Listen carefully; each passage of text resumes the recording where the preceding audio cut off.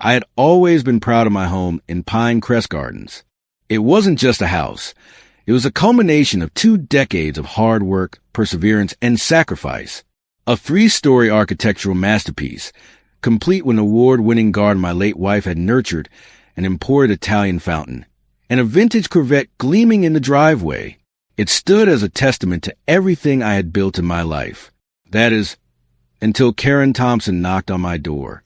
I should have known from the way she stood, arms crossed, a clipboard pressed to her chest, and a smirk that barely concealed her disdain, that she wasn't just here for a friendly neighborhood chat. "Rules are rules, Mr. Harrison," she said, handing me a bright pink violation notice. "Your rose bushes are 2 inches over the height limit. Pine Crest Gardens has standards to maintain." I glanced at the immaculate roses my wife had planted years ago, their vibrant red petals swaying in the breeze. 2 inches. That's all it took for the HOA to start breathing down my neck. "Can't you make an exception?" I asked, trying to keep my voice calm. Karen's smirk tightened. "Exceptions lead to chaos.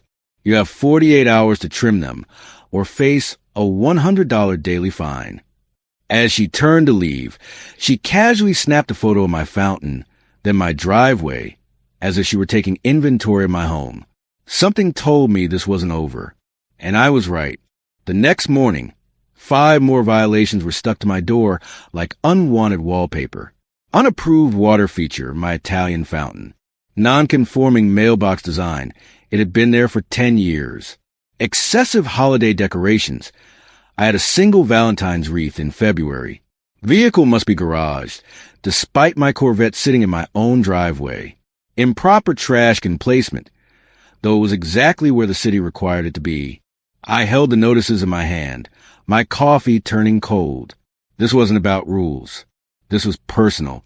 Across the street, my neighbor, Douglas Miller, waved me over.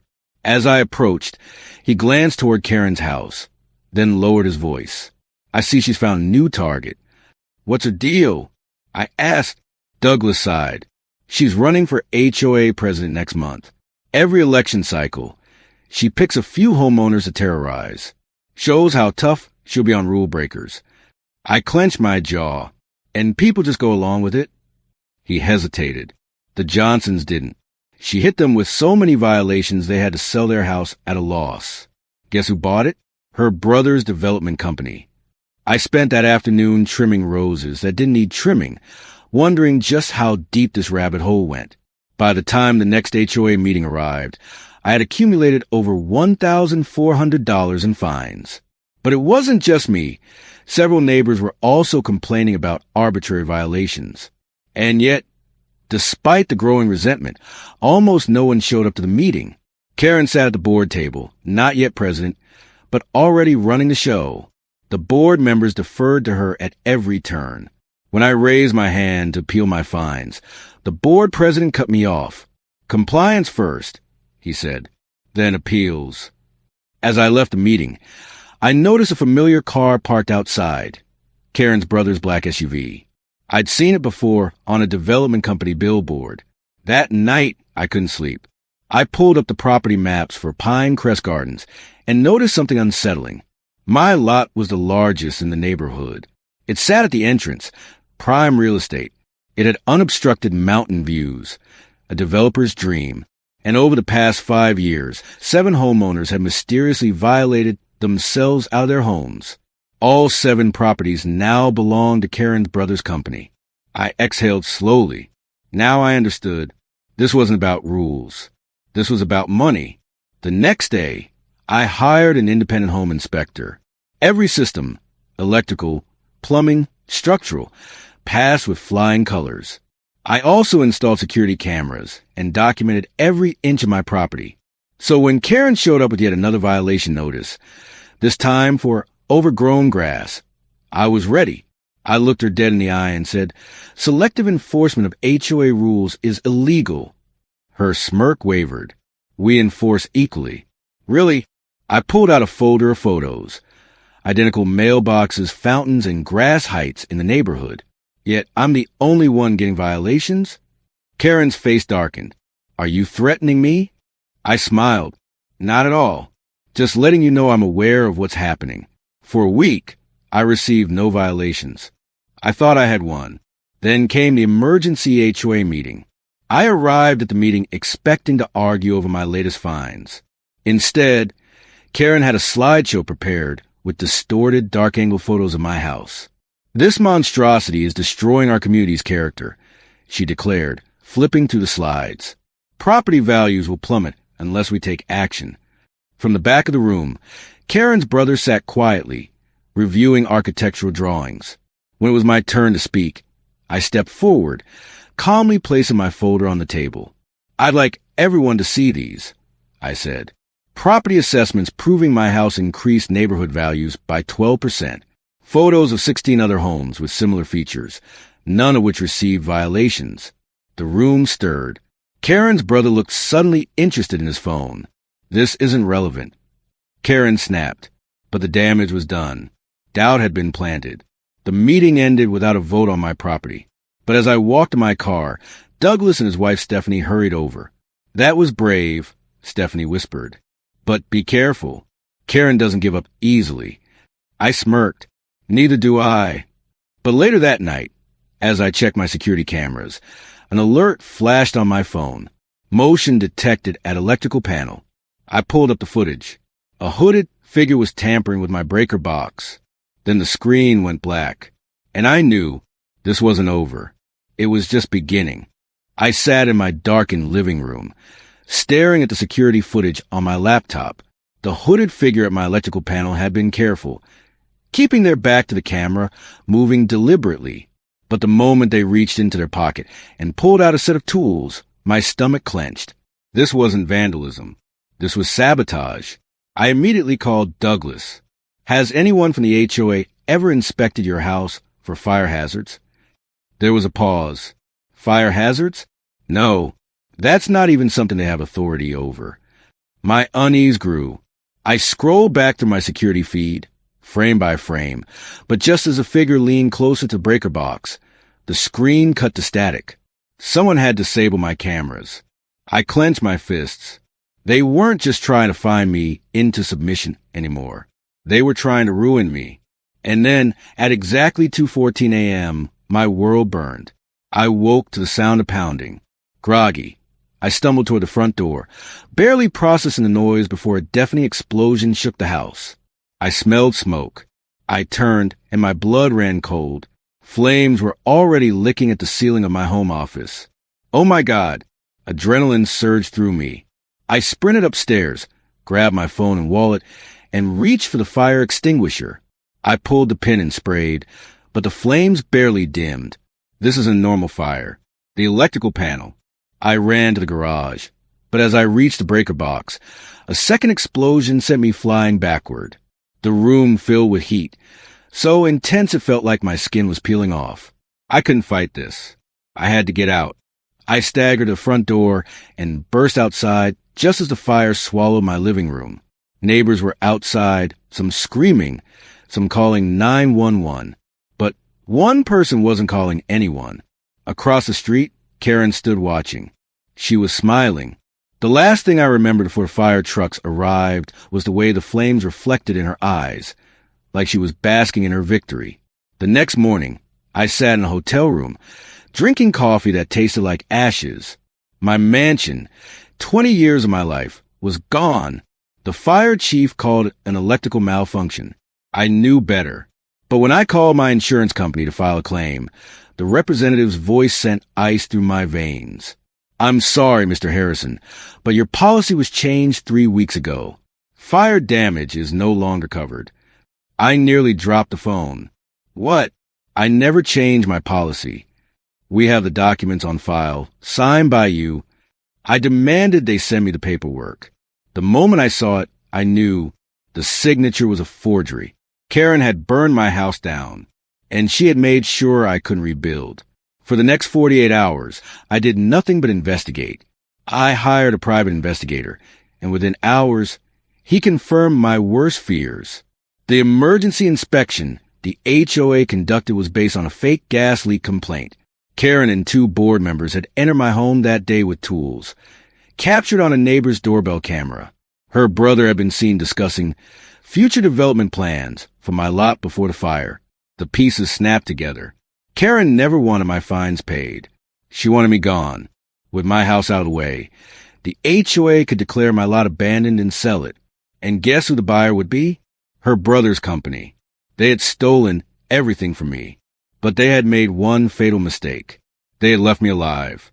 Karen had played the long game. She thought I was beaten, broke, powerless. She had no idea who she was dealing with. I spent the next week liquidating assets. $6 million. That's how much it took to buy a 30% stake in Evergreen Community Management, the private firm that owned Pine Crest Gardens HOA. With that purchase, I became the largest single shareholder, and that meant I outrank Karen and the entire HOA board. I didn't tell anyone. Not yet. I wanted the element of surprise. So when I received a certified letter from the HOA demanding that I remove the unsightly debris from my burned-down property within 10 days or face $500 daily fines, I smiled. Karen had just signed her own death warrant. 3 days later, Pine Crest Gardens residents gathered for an emergency HOA meeting. Karen stood at the podium, flipping through a slideshow of my destroyed home. "The Winters property has become an eyesore," she declared. "Since he failed to maintain insurance, we should use community funds to purchase a lot and build something beneficial." I already knew what the next slide would be. And sure enough, when she clicked forward, an architectural rendering appeared. Not a park, not a garden, a row of luxury townhomes. Developed, of course, by her brother. She turned to the crowd. "We will vote tonight to acquire property." I stood up. "I have a question." Every head turned toward me. Karen's face drained of color. "Mr. Harrison," she stammered, "we didn't expect you to attend." "Clearly," I said, stepping forward, "I'm just curious. Under what authority is the HOA planning to purchase my property?" She recovered quickly. "The HOA bylaws allow property acquisition when an owner abandons their responsibilities." I raised an eyebrow. "Interesting interpretation. But unfortunately for you, there's been a change in management." Karen frowned. "What are you talking about?" I reached into my briefcase and pulled out a folder of documents. 3 days ago, I purchased a 30% stake in Evergreen Community Management. Effective immediately, I am calling for a full audit of all HOA finances for the past 5 years. The room erupted. Karen snatched the papers from my hand, her fingers shaking. This can't be real." "Oh, it's very real," I said. "And my first order of business? A criminal investigation into selective enforcement, fraudulent fines, and, oh yes, the circumstances surrounding my house fire." Her brother suddenly became very interested in his phone. Karen's smirk was gone. "You can't do this," she snapped. "Actually, I can." I turned to the stunned residents. "For years, this HOA has bullied homeowners, selectively enforced rules, and manipulated property values for personal gain. That ends today." Stephanie Miller stood up, tears in her eyes. "They forced us to sell our house last year. We couldn't afford the fines. We had to move in with our daughter." Others spoke up. Elderly residents, families, neighbors who had been harassed for years. Karen tried to leave, but I wasn't done. "I almost forgot," I said, pulling out my phone. "Before you go, there's something I'd like to play." I hit play. Karen's voice filled the room. A recording, discussing how to take care of the problem house once and for all. My security cameras had burned, but my cloud storage hadn't. 2 police officers entered the room. One of them approached Karen. "Mrs. Thompson, we'd like you to come down to the station to answer some questions about a house fire." The room exploded into chaos. 3 board members tried to slip out the back door. They were stopped by police. Karen's face was pale. Her hands trembled. She turned to me, whispering, "You'll regret this." I leaned in. "No, Karen, you'll regret this." I straightened, addressing the crowd. "This meeting is over." And so was Karen's reign of terror. The silence in the room was thick as the police led Karen Thompson out in handcuffs. Her once confident smirk was gone, replaced by the hollow, stunned look of someone who had just lost everything. As she passed me, she hissed, You think this is over?" I smiled. "Oh, I know it's over." She opened her mouth to say something else, but the officers guided her into the squad car before she could. The HOA board members who had conspired with her tried to slip out unnoticed, but they weren't fast enough.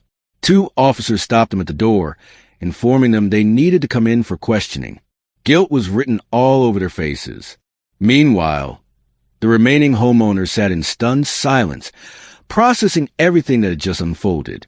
Finally, Douglas Miller spoke. "What happens now?" I turned to face them. "Now," I said, "we take back our neighborhood." A murmur spread through the crowd, first hesitant, then growing into something real. Hope. The fallout from the HOA scandal came fast. In the weeks that followed, every financial record from Pinecrest Gardens was poured over. What we found was even worse than I had imagined.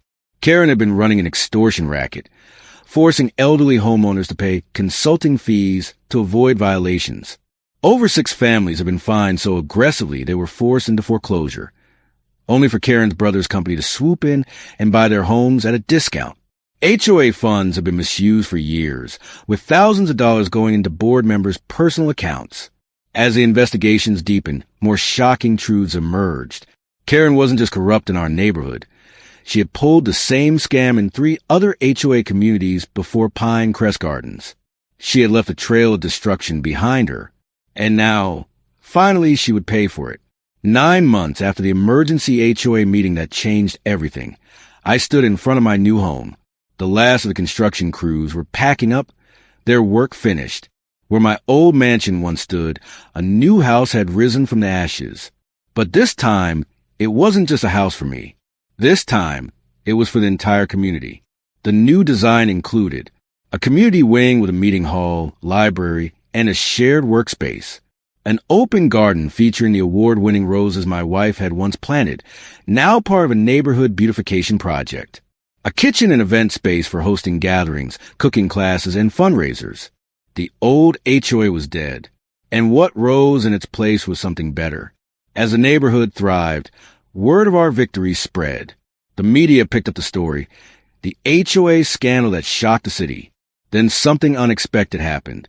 Other homeowners from across the country started reaching out. "We have an HOA just like that. Our board is corrupt too.